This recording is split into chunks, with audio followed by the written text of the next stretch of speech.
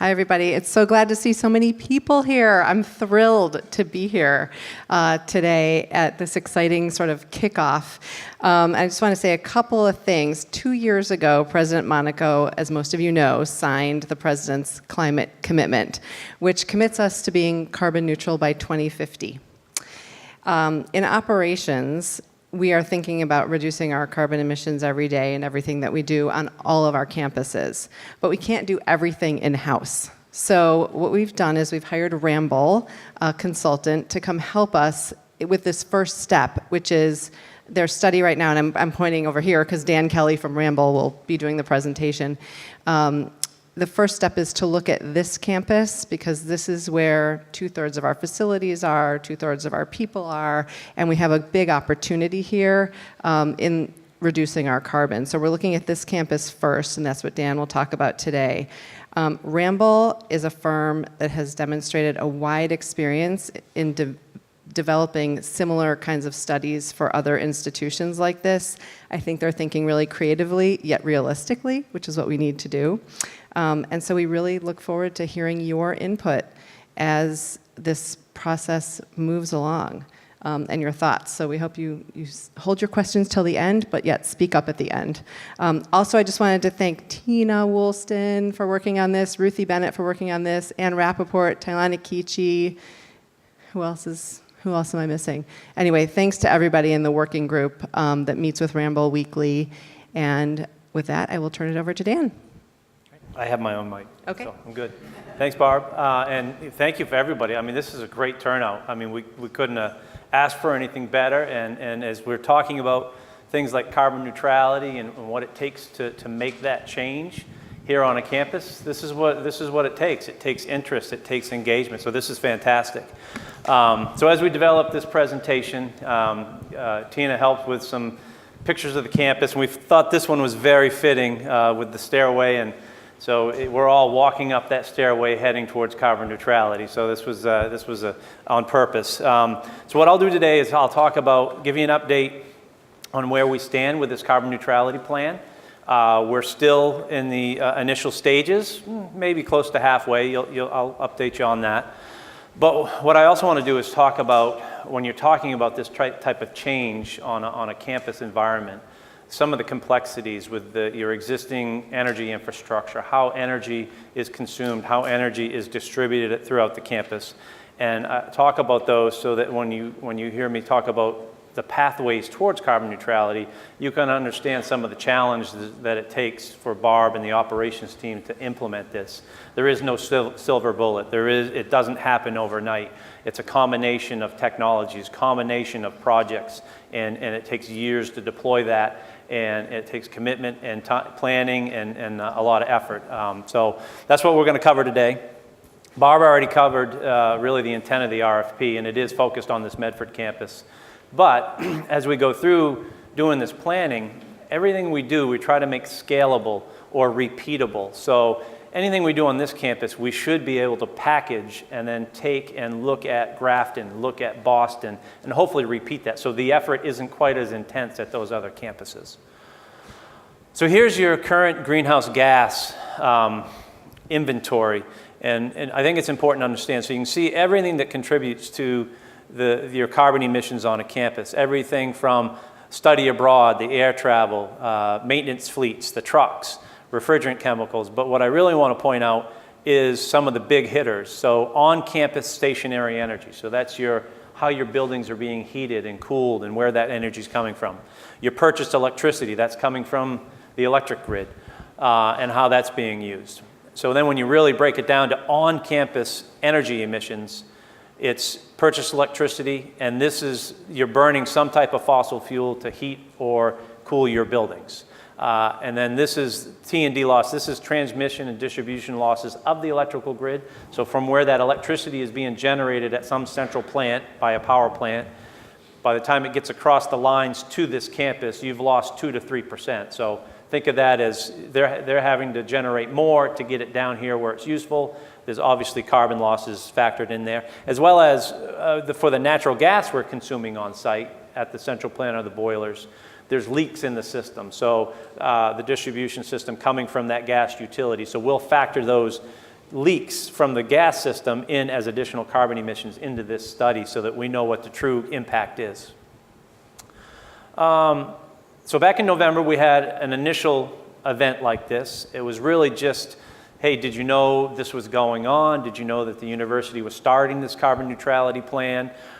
Gauge level of interest, get some feedback. What do you think is going on? So this is a picture of the event that we had. And you can see we had these posters up and people were allowed to put sticky notes up with comments and thoughts and ideas.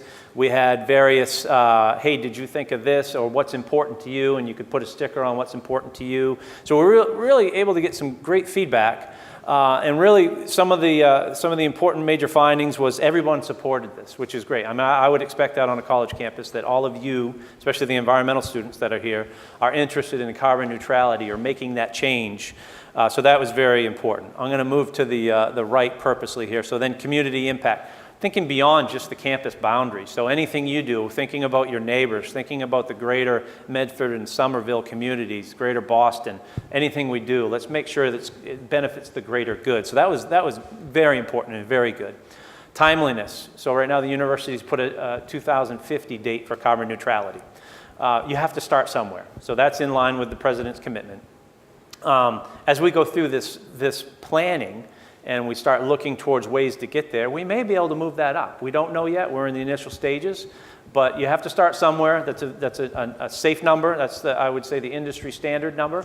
But again, maybe we can improve upon that. But there was some concern around, is it fast enough? You know, everyone wants to be carbon neutral now, but as you'll see when I talk about complexities, a lot goes into it. So staying engaged. People want to be involved. Events like this, as we move through, or maybe we come up with our finalized report, making it available to people to read. So not only the report and what the strategy is, so what we're developing is a roadmap and a strategy. After that, now the university has to go implement some of these projects and some of these programs to get there. People want to stay involved throughout the course of that life cycle, which is good. And I saved this one for last, divestment, because it came up a lot. Everyone was interested in it. So whatever financial obligations or investments, endowments, the university has, it was resounding that everyone wants them to divest from fossil fuels. Unfortunately, this is not part of our study. We're not including or addressing that now, but I think the university understands that's an important thing, and they should do something to address that. So some of the desired outcomes that came back. So you can see the colors on the bars. Dark blue were students, light blue staff. The magenta was faculty, or excuse me, other, and the faculty was the gray. Three resounding dominant things came out. So clean, obviously, carbon neutrality, we want it to be clean. But also some of the notes or some of the feedback we had were, great, we want to be carbon neutral, but whatever technology or solution we select, it can't produce other waste streams like ash and things like that. So obviously we'll take that into account. Transparent, so again, they want to be informed. They want to know what's going on. We'll communicate it out so that it's not like a black box or something just shows up on site, on campus. And just doing the right thing. To me, the carbon neutrality plan and just that the university's made this commitment of doing the right thing, we satisfy that. And then there's other things that come up, reliability, affordability, predictability. On a college campus, I would say these three highlighted ones are the ones we see most often as important. Sometimes reliability, predictability, but when we do this on a community level, so we did this similar study for the city of Cambridge here locally, and for them, reliability, because again, they have to think about their entire community, that was a more important factor, as well as predictability. So whatever that cost of that energy was going to be, they wanted to make sure that it was going to be there for a long time and they could predict it. So some of the things we take into account as we do these studies. And then some other important considerations, take action now, let's get going on this. And I think you'll see from my later slides, this is something that does have to be planned and executed over time, but I think the university is committed to starting it now and getting it moving. Carbon neutrality is everyone's responsibility. I think you guys understand that because you're all here today, but that is the right concept. You can't just stand by and be a bystander. You've got to be part of this. use best available sciences. That's an important one, because as we go through and evaluate technologies and scenarios on how to get there, we'll also look at the risks. Is it a risky technology, a brand new bleeding edge type technology? Is Tufts willing to invest in that? We'll look at that. But if we're using best in class type technologies and solutions, then we can reduce that risk for the university, and it makes it much more palatable investing those millions of dollars. And then lead by example. And again, I think it starts with the president and the commitments and the statements he's made, things he's signed on to. At the top level, they're committed, and that has to filter down throughout the entire university, faculty, staff, and from what I'm seeing, it's on the right path, which is great. So who's Ramboll? Barb touched on it a little bit, but we're a global environmental and engineering consulting firm. You can see our geographical footprint here. These numbers are actually employees, but that's just within the energy unit that I represent. As a company, we're 15,000 people throughout the world. We're considered a leader in sustainability and clean energy, not only with the planning and how do you get there, the modeling of it, but also the design and implementation of these projects. We'll stay on right till the end, whether it's a climate adaptation plan, dealing with flooding, to low carbon energy supply like this. So we've got our start and our roots, and our headquarters is in Copenhagen, Denmark. And if you look at sustainability and carbon neutrality at all, Denmark usually rises to the top as one of the leading countries. Again, none of my Danish counterparts are here, so I wouldn't say this if they were in the room, but they're well ahead of us. They're decades ahead of us. Copenhagen will be carbon neutral as a city by 2022. That's staggering. 70% of their electricity comes from wind power. The entire city's on a district heating system, low carbon supply, and they've really done some nice things. But we're able to take that experience and not only concept, but actual projects and things that have been put in the ground or built, and we're able to deploy that worldwide and leverage it for a university like Tufts. Here are some of the other higher ed counterparts of yours that we're working with. Very similar plans, some of them a little more further ahead. We're already talking about doing some design on some projects, so you're in good company there. So this is where it gets pretty detailed. I'll try to keep it high level because not everybody's an engineer here, but talking about, again, so when you're talking about a transformational change like this, it can't happen overnight. And as I go through here and talk about how your energy is being consumed, or the biggest thing is how your energy is being distributed throughout the campus, where it's coming from, you'll see some of these infrastructure challenges that we have on trying to make this conversion. So the first thing I want to point out is, even though you call this the Medford campus, you know, one, you've got a boundary between Medford and Somerville right through the middle. So we've got different electric and gas utilities on either side of that, two different parties to deal with. You get the city agencies when we're talking about permitting and zoning and changes, so that's a complexity. But then also, even though you call it the Medford campus, you have three distinct campuses. You've got your Upper East Athletic Campus, where you can see the gymnasium and the athletic fields. You've got your Upper Campus. This is the academic quad, your Tisch Library, your existing central plant is up here, so this is Boston Ave. And then your lower campus, this would be the Tilton building, and obviously your football field. So you can see how that's broken out, how those boundaries are. This is going to be very important, because as I talk about how the energy is supplied, I'm going to talk about each campus, because the problem we have is each campus has its own energy supply, and it's not interconnected. So it's like it's an independent campus, which is a big challenge as we're trying to talk about carbon neutrality, because we can't just focus on one central plant, make a conversion here, and boom, we've satisfied the whole campus. So now I'll talk about, so this again, broken down to your campuses, and what this is going to show is where this is thermal energy, so your building heat, your domestic hot water, where that's coming from. So up here on the Upper East Campus, in this building here, there's a boiler there, burning natural gas, generating steam, sending steam out to heat buildings and provide you domestic hot water for showering and hot water. Your Upper Campus, you do have a central plant. So there's a combined heat and power station there, and it does have a boiler for a backup, but that combined heat and power station is burning natural gas. It's got a reciprocating engine that's generating electricity, but then you're utilizing that waste heat. Instead of that waste heat going out the stack and being wasted like a conventional power plant, you capture that and generate steam to heat all these buildings on this Upper Campus. This is actually a tri-generation facility where in the summer months, you're using that steam that would otherwise in the winter be used for heating. Now you're going to use it to provide chilled water for air conditioning and cooling on your buildings. I'll talk about that a little bit more in a minute. Down on your lower campus, and you can see the colors of these buildings are significant. So each one of these, so this is a boiler providing heating and hot water to the grouping of buildings.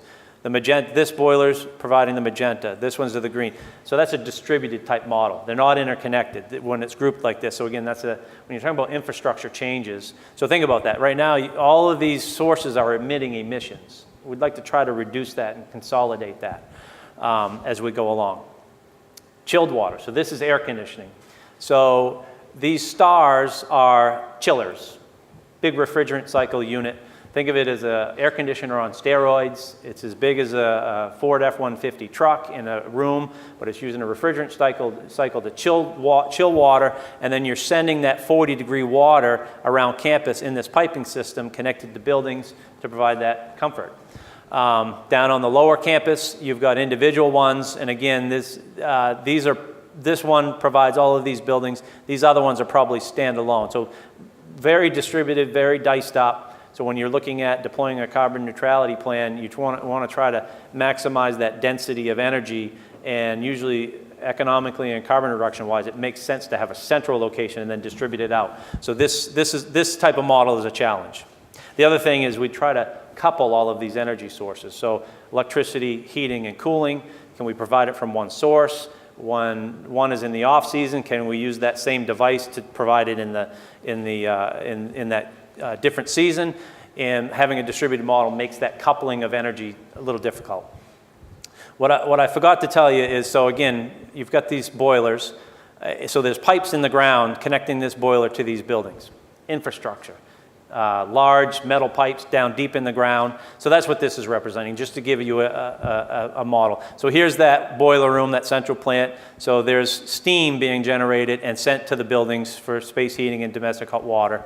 When I talked about coupling energy, so we could also use that. So when you're not using it in the summertime, you don't need it for heat, but we can use it to generate cold water, chilled water, then cool the buildings. Your model makes that a little bit difficult, your campus. All right, ignore the numbers up top. You can focus on that for a bit, but this is how your energy is being used on campus right now. And you can see 75% of your energy use on campus is thermal energy, heating and cooling of buildings. So that's really the low-hanging fruit that we want to attack and address. It's going to provide the fastest and most impactful carbon reduction.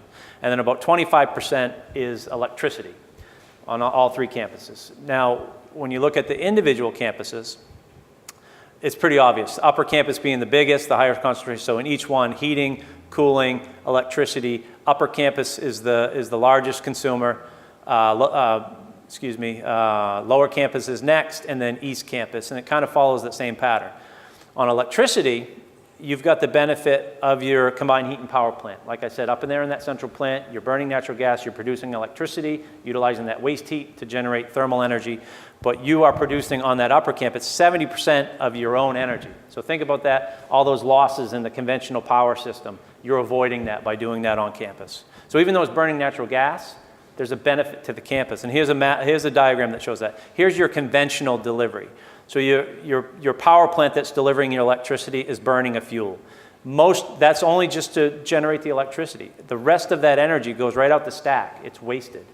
They don't recapture that. Here on campus, where you have your combined heat and power or tri-generation system, one fuel, you're generating your own electricity, you're taking that waste heat to generate heating in the winter, cooling in the summer, reducing that waste that's going out the stack. So you can see the useful energy and the improvement for doing it in this combined heat and power session or cycle, and it improves your overall efficiency, reduces greenhouse gas for that plant compared to the grid by 20 to 30%. So the mentality probably is, well, we're burning natural gas up there, it's a negative. It's really not. And this is a new investment. This plant went in about 3 years ago. So in our planning, we're going to leverage that technology and that investment that the university made as long as we can until it becomes a hindrance to carbon reduction. So as we lay out our plan, 2050 is a long way out, but the university is going to want to set milestones by 2025, 30% reduction, 2030, 50% reduction, whatever it is. And we're going to develop our plan to make sure we meet that. And until the CHP prevents that from happening, we'll try to leverage that technology as best we can. So the planning process, the method we use to develop these roadmaps, the modeling we use. So it all comes around understanding your energy profile, like what I just showed you, and your energy infrastructure. So what's here? Once we understand that and we have good data, we can start laying out different, what we call scenarios. Again, it's technology, a heat pump, biofuel conversion for your boiler, and I'm going to talk more about these in a minute. And how can those be coupled? And then we'll do models that show the economic benefit, the carbon reduction, operating cost reduction. So everything we want to do here, we want it to become more efficient and cost less to the university, so you can use that to offset some of those higher costs that it takes for this carbon neutrality commitment. We'll also take it to, not in detail, we're not designing this system now, it's all concept, but we'll have enough technical feasibility where we can put a capital cost number to it, a realistic one, so the university knows what they're going to spend. We know what the operating savings will be. And then we'll start looking at de-risking. And okay, are there risks with these technologies? Are there risks with things? Well, you'll see on one of the slides, one of the things I want to do is connect these energy systems on the campus. So to connect Upper Campus to East Campus, we've got to go under the active rail yard. That's an extreme challenge. Those people don't like you putting things underneath their tracks. So that's just one of the things we have to de-risk. And then we'll develop the financial models and business case scenarios on how we get there so that we enable the university with information that they can make decisions on. What I'm showing here is the full cycle of the process planning, where you would get to where you're hiring contractors, buying equipment. That's not part of this study, or dealing with the legal structures of it and policy and regulations. That's down the road once we've come up with a better definitive concept. So here's the work plan we put together for the Tufts Carbon Neutrality Plan. And again, we spent the first work package understanding how energy is consumed, energy profiles, mapping that out. Then we went into developing some pathways, which is technologies or a combination of technologies to get there. So we're right here right now. We're starting to look at those technologies. We reduce them down to a smaller number, something more manageable, and we're starting to get into how can these be implemented on campus? How long is this going to take? If we do this in this area, does it take that building offline for 6 months, and the university has to deal with that? So all those logistical type things are some of the complexities that I'm talking about. So we're just starting that right now, so we're actually a little ahead of schedule. And as we go through them, once we define the phasing and how it can be implemented, again, we'll get into the capital costs, operating costs, and financial models, present it to the working group and the Sustainability Council, and finalize it before they can present it to the administration and see what moves forward. Carbon neutral possibilities. So when we looked at it again, there's all kinds out there, but when we looked at it for your campus, some of the easiest and best solutions start with energy efficiency and conservation. So if you're going to move towards carbon neutrality, you have to have very energy efficient buildings. So that means building upgrades, low energy intensity index. It means conservation, LED lighting, all of those things. And the university already has some great programs already moving forward very well with that. And then there's the education and outreach piece, where how they're communicating out to the students and faculty on what the energy use is today. Should you be doing laundry? Should you be turning the lights out? All of that, and they already have a very good program for that. Then there's different concepts that make leapfrog type changes and get you towards carbon neutrality. The first one is electrification. So that would be replacing all of your fossil fuel fired generation sources, your boilers, your combined heat and power, with a heat pump or an electric boiler. So you're no longer combusting fossil fuels. Now you're using electricity. It's a very popular concept, but one that you have to have renewable electricity supply. If the grid isn't renewable, like right now, majority of ISO New England's grid is coming from gas-fired power plants. If we were to make that switch today, you would actually be increasing your carbon contribution from the campus. So it's something we want to investigate, because heat pumps are very great, very high efficient performers, but we can't get there until either the university has a lot of renewable power purchase agreements, they deploy some on campus, which is happening, they're looking at that, or ISO New England as a utility operator makes their grid more renewable. That is happening. They're very, here in Massachusetts, ICE New England, National Grid, all the utilities are making major investments in changes towards renewable energy, solar PV, they're trying to bring wind in all over the place. The problem is, to be fully carbon neutral, the grid won't be there for 20 to 30 years. So we have to factor that into our planning. Actually we're gonna have one case where we assume it doesn't happen. So you guys have to do it on your own, and then we'll compare it to, okay, if they do make these improvements, here's where we're at. Here's where we could switch to heat pumps if we really want to. Another alternative is alternative fuels, so biomass, burning wood chips. It's debatable whether it's carbon neutral, depends on your position. A lot of people think it is. It's definitely more sustainable fuel. On your campus, because of the urban location and the way the campus is laid out, biomass isn't really an option. We're not pursuing that one. Liquid biofuel, so that's biodiesel or grease-based biofuel, or even there is some wood-based. So that is one we're really looking at because you can get 80 to 90% carbon reduction for those fossil generation sources. So converting your existing boilers and units to a biofuel. Biogas is very similar. It's a gas form rather than a liquid form. Would be great if it was it was readily available and sustainable. Here in New England, it's not ready yet. It's on a smaller scale, but we'll try to see where it's going, and maybe it's something that comes in 10, 15 years down the road. You could also look at waste to energy and food waste, digestion, collecting all of that, trying to reuse that. It's more sustainable. The problem is we looked at what you guys generate for waste, both food waste and everything you throw out. Rather than sending it to a landfill, let's burn it. It would only contribute less than 5% of your energy. So the amount of capital cost is just not an economically viable solution, unfortunately. Unless you can expand it to the greater community, Medford, Somerville, get them involved, and then you can have a larger economy of scale.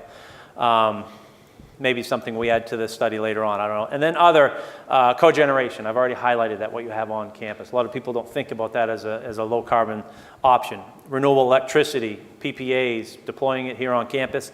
And then the last one I'll talk about is steam to hot water conversions, which I think is key to this campus. So right now you're generating steam to heat your buildings. When you break it down, you're only using it for space heating and domestic hot water, a low-grade heat. Steam is a high-grade heat. So unless you have process needs, lab spaces, sterilization, something like that, you don't need steam. It takes a lot more fuel to generate steam than it does hot water. So if we can convert to hot water, we're going to see some energy savings and carbon savings right there. And once you get down onto hot water, then you can bring in solar, thermal, heat pumps, thermal storage, geothermal. You can contribute to the system more ways, and it becomes more of a system rather than an individual piece of equipment like a boiler providing that energy. So I'll talk a little bit more about that in a minute. I'm going to go over these quick because it's too technical, but air source heat pump. So again, this is that large chiller, if you will, that air conditioner on steroids, and you can buy them where they'll do heating and cooling in the same unit. But basically, rather than burning a fuel to generate heat, you're using electricity. This is an electric unit, and then you reject the heat through to the air. The only difference with geothermal is instead of rejecting it to the air, you're using that ground as the heat sink. So this traditional one is surface, not very deep. The problem with that is you can't use it on a district scale like a campus. The size of this campus, there's just not enough land and space to do a surface-based geothermal system. The other option is borehole. So this is going deeper down into the ground, 1,000 feet down into the ground, bigger boreholes, bigger wells. And the benefit is that's what we need for district scale systems, because then we actually store the hot water or chilled water in the ground. So in the summer, when we need air conditioning using a heat pump, we can reject that heat pump down into the ground, store that hot water, then draw it out in the winter. So it's a great concept. Unfortunately, the land here, the subsurface conditions aren't conducive to deep geothermal, nor do you have an aquifer that would support this. So unfortunately, on a district scale level, geothermal, maybe on the east campus, it's viable, but it can be used on a building by building basis or small grouping of buildings, but to supply the whole system, it's probably not going to work. We're still looking at it though, it's not done. Biofuel, so again, this is using your existing boilers So you don't have to buy new equipment. You leverage that existing asset, and you just convert it from burning natural gas or burning low sulfur diesel to a biofuel. So it's a quick, easy change. It can be done now. It can be done within the next 2 years. And again, you take that leapfrog towards carbon neutrality because most of them can produce, like I said, 80 to 90% carbon reduction. This is the steam to hot water conversion. So think about that high-grade heat, sending steam around the campus. Just the piping systems in the ground, no matter how good that pipe is, how good that insulation is, this is a pretty high number. This would be an old, not well-maintained system. 20 to 30 is on average. 20 to 30% of that thermal energy is going into the ground and is wasted. So to offset that, your boiler has to fire harder and is burning more fuel.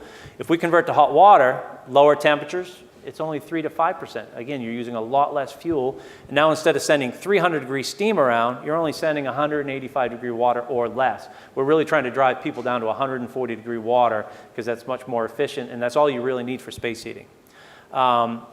So by doing that steam to hot water conversion, you can get a 25 to 35% cost savings, but also a 30 to 40% greenhouse gas reduction, and you can get there pretty quickly. Unfortunately, you can't reuse your steam pipes and convert them to hot water pipes. You have to put new hot water pipes in the ground. So again, infrastructure, disruptions to campus and things like that. So it's a big challenge. Even though it'll get you this number, it's a big challenge. And here's an example of some of the pipes going in the ground. We're talking big pipes. But it also saves you a lot on operating expense. The operations and maintenance of that system, you can see a 90% reduction in operating costs. So it should pay for itself over time, and we can use that to pay for this as well as other investments down the road. So possibilities for your campus, and I apologize, this is a little bit different of a map. This is out of our GIS system that we're using to model this. But you've got your upper campus, again, quad, Tisch Library. You've got your lower campus, football field, East Athletics, and you can see here's that rail going right down the middle. So the first thing we want to do is steam to hot water conversions for all 3 campuses. But if we're going to do that, we might as well start connecting them. So what we can do, if we can connect the upper and lower campus, we could probably decommission 3 out of those 4 boiler systems down on the lower campus. Now use one source to feed both campuses, much more efficient economy of scale, will provide savings and carbon reductions. And if we're going to do that, we might as well connect the East Campus, and you're going to see why in a minute when I talk about this.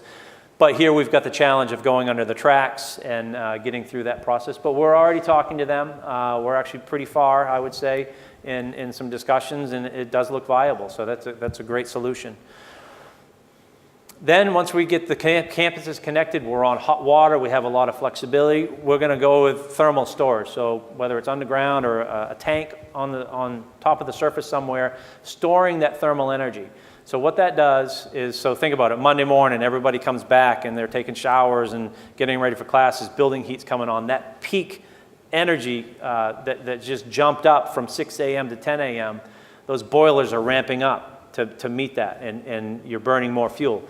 If you put a storage tank in and store 8 hours worth of thermal energy, your boilers just sit there and cruise along without having to increase firing rate. You can just draw from that tank. You can also charge that tank when the energy demand is low. You keep the energy use flat. It provides a lot of flexibility and provides cost savings. So then this is looking way down the road. And again, trying to convert or decommission your boilers and go to air source heat pumps or ground source heat pumps. Again, we haven't ruled out geothermal. We're really still studying that and modeling that. But again, this would be replacing those boiler systems with that electrification strategy as long as the university continues on ramping up their power purchase agreements with solar PV. They're putting more on campus, and as long as we can prove or feel comfortable that by doing this we aren't actually adding carbon to your portfolio, then it's a good solution. I would also say if any type of heat pump is part of the scenario, thermal storage becomes key because the performance and how the technology works drops off when the temperature is really cold. So you'd want that backup thermal energy in a tank to be able to get that done. Bio-oil, so this would be converting those existing assets. This is the short-term type solution. I would like to think 20 years down the road, the university may not want to be combusting fuels at all. but this could be a great transition step. So I didn't really touch on that. So as we develop this long-term 20, 30-year roadmap, there will be some transitional technologies that we'll consider that may just bridge a gap to get us to some carbon reduction, but then that technology goes away down the road. So as you can see, there's a lot at play here. We're also looking at fuel cells, really, high-end technology, really dominant in, Google, Amazon, those folks are using it. It's got the added benefit where it generates electricity, but you can also take that waste heat from the process to provide heating and cooling for your buildings. There is some risk in fuel cells. One, they're very expensive. Two, they've got to be rebuilt 10, 15 years down the road, so major maintenance investment down the road. But again, it could be a bridging technology. I really like it down on the lower campus where it's already distributed. We could replace those boilers with fuel cells, get the added benefit of electric generation, but then the waste heat as well. So that's one we're really looking hard at. This diagram here, just to give you a picture on, again, it's not one solution. It's a combination of various things that help you get here. So what this shows, this is the hours in a year. So think of it in a given year, and if this was all one color, this is your energy profile for heating. This is heating your buildings. So you can see the majority of the year, in those shoulder months or in the summer, you don't need a lot of heat. But between November and April, you need a lot of it. So this heat recovery chiller, so this again is using, you can use your boiler to provide, it's an absorption chiller, so you're coupling your heating and cooling, but this unit, which is also providing cooling in the summer, can provide 20% of your heating in the winter because you're reversing that cycle. Great technology. But then it can only meet so much, so now you bring in your air source heat pumps. Those work great until those cold winter days, 10 degree Fahrenheit and below, they can't meet the capacity, the temperature output drops. Well, that's when you use your biofuel boilers as a peaking backup as well as resiliency and things like that. So I just want to get that concept out, is there's usually not one technology, one solution. It's a combination of things. And this is a typical example. This is not your campus. So now talk about phasing and how do we deploy this on campus and some of the challenges there.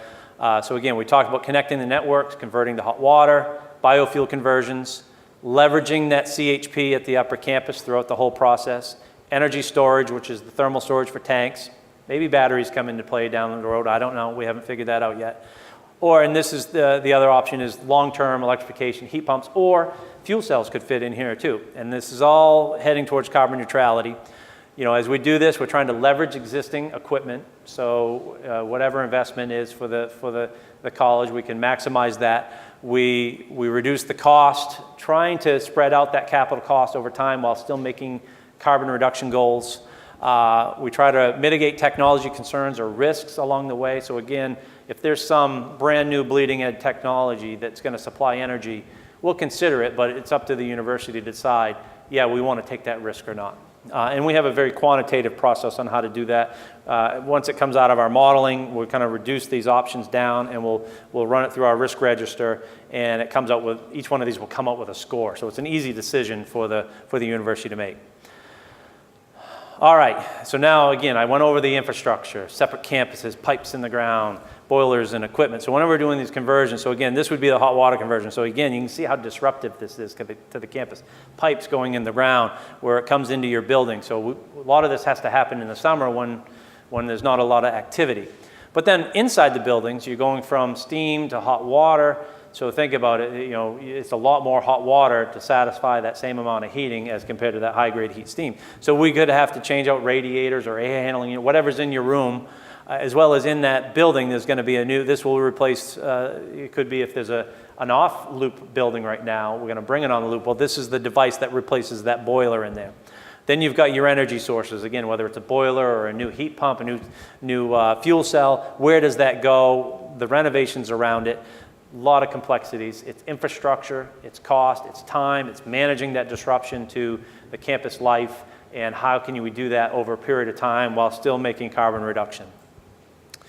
Then there's just the ongoing operations, labs, classrooms, campus life, commencement, all those things. We've got to work around all of that, and as you can see, these are big projects. We're digging holes and doing all of that. At the end of the day, carbon neutrality, investing in these technologies and deploying them on campus campus of this size, it's at least $100 million. It's probably $150 to $160 million worth of investment in today's dollars. Think about those dollars 2020 or 2030, 2040, what it's going to cost. So that's a big thing for the university to evaluate and manage, and where are we going to get this money, how are we going to spend it. But I think from what I've seen, the commitment is there. They're going to find a way, and we're going to help try to lay that out. So you can see here, this is one of the things that would come out of this, and I'm going to update this so it shows the operating costs. So you can see as we're investing in technology, lowering the carbon footprint, we're also lowering your operating costs. So what does it cost to operate these boilers, maintain these piping systems, maintain your boilers or your buildings? I'll add that so it becomes a little more clear. But you can see these are, if we put these technologies in these brackets of time, and this is conceptual, this was just me spitballing, the carbon is going to come down, we're going to manage that investment over time, but you can see it can happen. The big challenge we have here is towards the end of this plan, again, that combined heat and power plant up on the upper campus. What are we going to do with that when it's at the end of its useful life in 30 years? Well, hopefully by then, there is a biogas option. The gas utility can say, yeah, we have X amount of biogas in our pipeline. We can count that. Or maybe there's more of a supply for compressed biogas that we can use. Or you could convert that to a liquid biofuel. Or again, if it's that far down in the plan, okay, we're done with that. It was great. We've really loved reaping the benefits of it, but now we're going to convert it to a heat pump because the grid is renewable. The national grid in ISO New England have finally made it there with all their wind projects and all their solar projects. So this is all the things that we try to consider and model and forecast and what we bring into play here. But what I'm trying to get at, so some of the takeaways: complex infrastructure. You have to work around campus operations, everything that's going on. There's a high capital cost. There's risks to mitigate. But the biggest thing is this is a transformational change. This is not an overnight thing. This is not a silver bullet. It takes time. It takes a lot of planning. It takes a lot of commitment. But with those things, it can be done. That was it.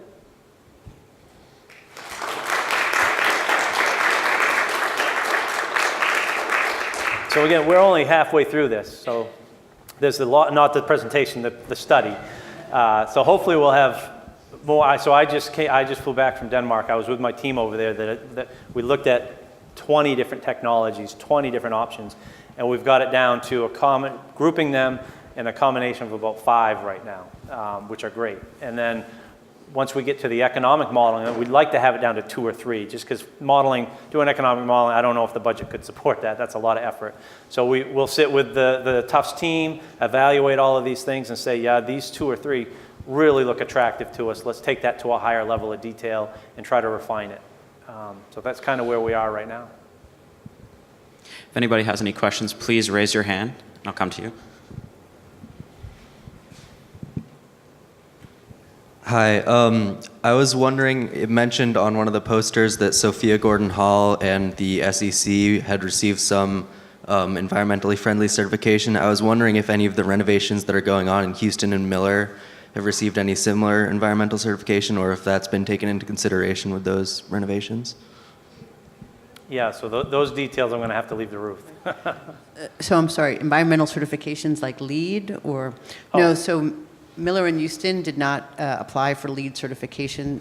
I can go into it in detail, but to do a renovation and get LEED certification, you have to do a whole bunch of other pieces of work that we didn't do, but we did upgrade the HVAC in Miller and Houston, so it should be more efficient once Miller is up and running and once Houston is up and running. Sure. Can I add to that, Ruth? Yeah. So, again, I've been working with Ruth and her team since September.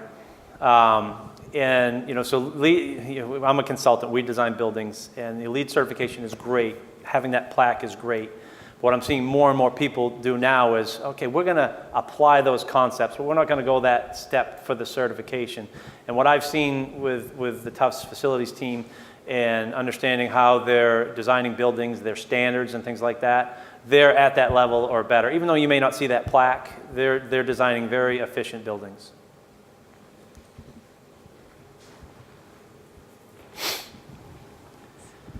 Just piggybacking on what you're saying, I'm curious if you did a study looking at the current greenhouse gas emissions and what would happen if the university did like really deep energy retrofits of some of the most inefficient buildings to see where you could get before you even start converting like technology for supplying energy. So when we did our energy profiling, gathering all the energy data, we looked at every building, and then we compared it to ASHRAE and other industry benchmarks. So breaking it right down to energy intensity, BTU per square foot.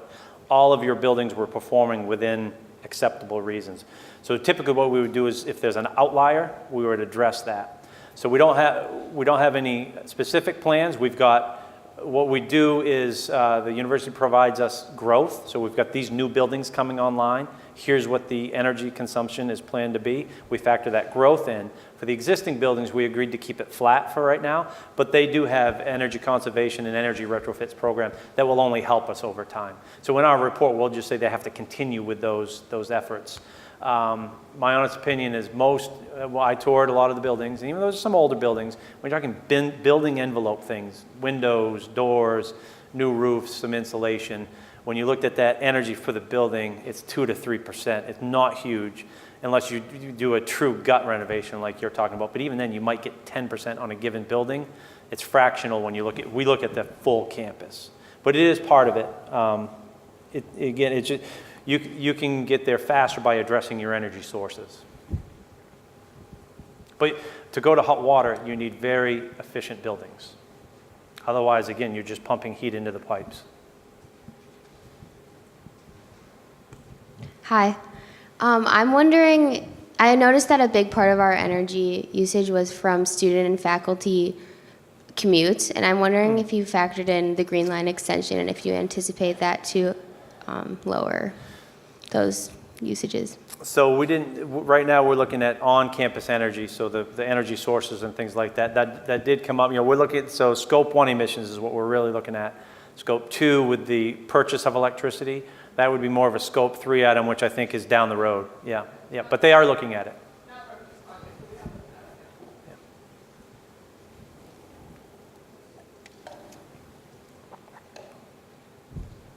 Any other questions?